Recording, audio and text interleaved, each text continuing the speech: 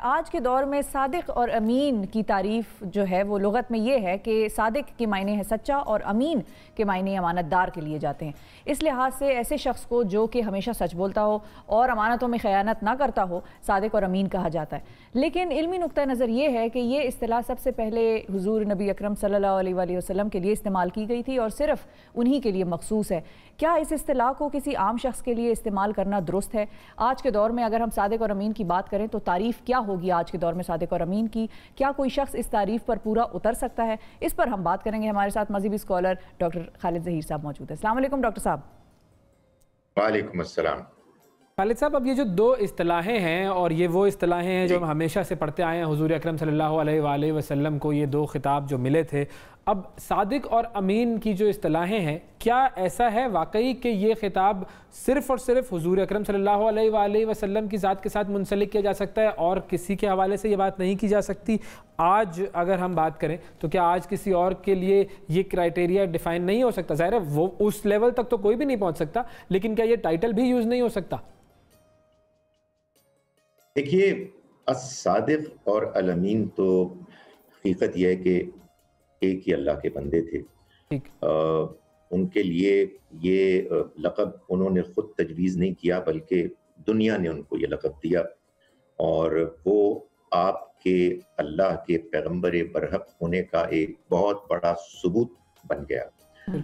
ہم تو آپ کے ادنا امتی کی حیثیت سے آپ کے اسوہ حسنہ پر عمل کرنے کی کوشش کریں گے، اور یقیناً ہم کو سب کو چاہیے کہ ہم جتنا زیادہ اس آئیڈیل کے قریب ہو سکیں اتنا ہوں۔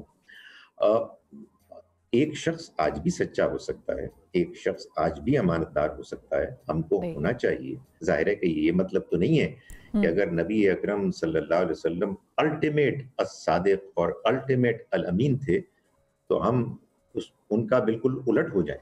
ہمیں تو آپ کے قریب ترین ہونے کی کوشش کرنی ہے۔ البتہ سچی بات یہ ہے کہ یہ لقب، یہ ٹائٹل کسی اور پر جچتا نہیں ہے۔ ہم کو اپنے اپنے طور پر کوشش کرنی ہے۔ ہمارے ہاں جو مشکل ہے نا وہ یہ ہے کہ ہم ان دو الفاظ کو استعمال کر کے ایسا لگتا ہے کہ ایک دوسرے کے اوپر الزامات کی بوچھاڑ کرتے ہیں، جبکہ میں جانتا ہوں کہ میرے اندر کوتاہیاں ہیں، سچے ہونے کے لحاظ سے بھی میرے اندر کوتاہیاں ہیں، امانت دار ہونے کے لحاظ سے بھی۔ اس لیے میرا خیال ہے کہ اس کو کوئی سیاسی یا کنٹروورشل معاملات کے لیے استعمال نہیں ہونا چاہیے۔ یہ نہایت پاکیزہ اصطلاحات ہیں۔ یعنی کہ ہم اس سے یہ مطلب اخذ کر لیں کہ جو سیاست میں خاص طور پر ہم ان دو الفاظ کا چناؤ کرتے ہیں اور ایک دوسرے پر اور الزام تراشیوں کے اس میں ہم اس کو استعمال کرتے ہیں، وہ نہ کریں۔ صادق اور امین کسی سیاستدان کے لیے ہم استعمال نہ کریں، خاص طور پر جب ہم الزام لگا رہے ہوں۔ آپ صحیح فرما رہی ہیں۔ میں گزارش کروں کہ جو لوگ دوسروں کو کہتے ہیں کہ وہ صادق اور امین نہیں ہیں، وہ خود بھی جانتے ہیں کہ وہ بھی نہیں ہیں۔ ہم سب کو اس آئیڈیل کو اچیو کرنا ہے۔ البتہ اس کا یہ مطلب نہیں کہ ہم قانون نہ بنائیں، اس کا یہ ہرگز مطلب نہیں ہے کہ ہم وہ کرائٹیریا طے نہ کریں کہ جس کے مطابق ہم مثال کے طور پر اپنے اہم عہدیداروں کو پرکھیں، مگر وہ زیادہ کلیئر کٹ ہونے چاہیے۔ ان میں بالکل واضح بیان ہونا چاہیے کہ مثال کے طور پر کن کن معاملات میں اگر جھوٹ ثابت ہو جائے اور وہ کس طرح سے ثابت ہوگا تو تب کوئی شخص کسی اہم پبلک عہدے کے لیے کوالیفائی نہیں کرے گا۔ یعنی کہ اسپیسیفک ڈیٹیلز ہونی چاہیے۔ ہم نے بہت جنرلائزڈ رکھا ہوا ہے کہ بھائی صادق اور امین ہونا چاہیے حکمران، وہ کیا ہوگا، ایسی کون سی چیزیں کرے گا، یہ بات بہت خوبصورت بات ہے۔ اچھا، آپ دیکھیں اس میں ایک مسئلہ یہ بھی آ جاتا ہے نا کہ ہمارا جو الیکشن کمیشن والا جو نظام ہے، جس میں الیکشن میں کھڑے ہوتے ہوئے آرٹیکل 62 اور 63 کے تحت صادق اور امین جج کیا جاتا ہے، تو مقصد تو یہی جج کرنا ہوتا ہے کہ اس نے کوئی کرپشن تو نہیں کی، یا اس نے کوئی غلط بیانی تو نہیں کی، اس نے کوئی چیز اپنے ایسیٹس میں سے چھپائی تو نہیں ہے۔ تو اب یا تو وہ اصطلاحات چینج کر دی جائیں یا صادق اور امین کا نام وہاں سے نکال دیا جائے، اور چیزیں تو ہمیں وہی چیک کرنی ہوں گی جیسے خالد صاحب کہہ رہے ہیں۔ لیکن اب مسئلہ یہ آتا ہے کہ ہمارے وہاں پر جو چیک کرنے کا طریقہ کار ہوتا ہے وہ یہ ہوتا ہے کہ کوئی شخص آتا ہے الیکشن کمیشن میں اپنے کاغذات جمع کرانے کے لیے، تو صادق اور امین چیک کرنے کے لیے اس سے کہتے ہیں کہ تم آیت الکرسی سنا دو یا تم دعائے قنوت سنا دو۔ یہ کوئی مطلب مذاق ہو رہا ہے؟ یہ تو بالکل مذاق ہے۔ یہ بات بالکل صحیح فرما رہے ہیں۔ میں یہ بھی گزارش کروں کہ دیکھیے، ایسٹس کس کے کتنے ہیں، اس نے ان کو کہاں سے حاصل کیا، یہ بڑا اہم مسئلہ ہے۔ لیکن یہ ظاہر ہے کہ ایک انسان کے کردار کے جو مختلف پہلو ہیں ان میں سے ایک معاملہ ہے، وہ پبلک میں کیا سٹیٹمنٹس دیتا ہے، بعد میں کیسے ان کو بالکل بدل دیتا ہے، اس کی پرائیویٹ زندگی میں اس کے کیا معاملات ہیں، اس کے خاندان کا کیا معاملہ ہے. یعنی آپ نے اگر مثال کے طور پر اپنے عہدیداروں کے لیے یہ بات طے کی ہے کہ وہ اعلیٰ کردار کے ہوں گے، تو میرا یہ خیال ہے کہ let us be more clear and specific about اس سے کیا مراد ہے. یہ نہیں ہونا چاہیے کہ کچھ لوگوں کے ہاتھ میں ایک چھڑی آ جائے جس کے ذریعے سے وہ اپنے مخالفین کی پٹائی کرنا شروع کر دیں اور اس کے بعد وہ کہیں گے کہ ہم نے قانون کا اور اپنے آئین کا تقاضا پورا کر لیا.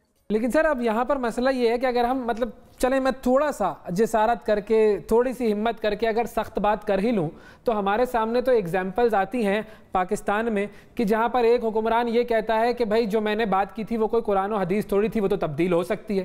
پھر ایسے بھی حکمران ہمارے پاس آتے ہیں جن کو یہ نہیں پتا کہ ان کے پاس جو گھر ہیں یا جو فلیٹ ہیں اس کی کوئی منی ٹریل ثابت نہیں ہو رہی ہوتی اور ساری دنیا لگ جاتی ہے، پتہ نہیں چل رہا ہوتا کہ کس کے والد نے کس کے دادا نے کس کے بیٹے کو کون سی چیز دی. اور کوئی اور حکمران ایسا آتا ہے جو کہتا ہے کہ بھائی یو ٹرن لے لو، جب چاہتے ہیں لے لیتے ہیں. تو مطلب مجھے تو سمجھ میں نہیں آ رہا کہ یہ یہاں پر صادق اور امین تلاش کیسے کریں گے ہم.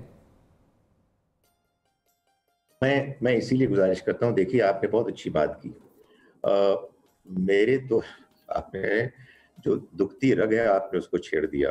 ہمارے اس معاشرے میں پچھلے 5, 10, 15 سال سے جو الزامات کی بوچھاڑ ہو رہی ہے، بھائی یہ بھی کوئی صادق اور امین ہونے کا تقاضا ہے.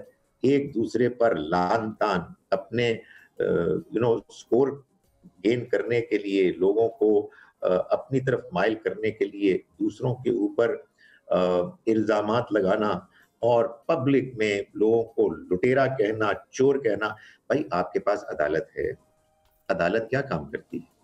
لیکن عدالت میں تو ثبوت نہیں نہ دینے، ثبوت میڈیا پہ دینے ہیں، یہ بھی ایک الگ مصیبت ہے. اور عدالت کے بارے میں اب میں کچھ کہوں گا اگر کچھ تو پھر کنٹیمپٹ آف کورٹ ہو جائے گا.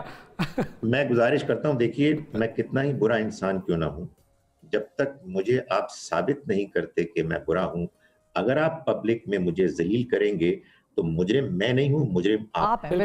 اصل میں ہمارے ہاں انفارچونیٹلی پچھلے 10-15 سال سے جس طرح سے نفرتیں پھیلی ہیں اور یہی الزامات کی بوچھاڑ، اور اس کے پیچھے کیا، وہ 2 پاکیزہ ترین الفاظ الصادق اور الامین کہ جو ہمارے آئیڈیل ہونے چاہیے تھے، ہم نے ان کو ایسے استعمال کیا ہے کہ بجائے اس کے کہ ہمارے معاشرے کے اندر کوئی پازیٹیوٹی آئے اس کے نتیجے میں، ہم نے اس کے نتیجے میں نیگیٹیوٹی پھیلا دی ہے.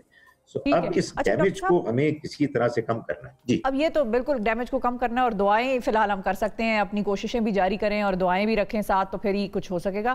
مذہب کی طرف، دینی معاملات کی طرف اگر ہم واپس آئیں سیاست سے، تو صداقت اور امانت کے کون کون سے ایسے درس ہیں جو ہمیں ڈائریکٹلی براہ راست مذہب سے ملتے ہیں جو ہم نے اپنی زندگی میں اپنانے ہوں گے؟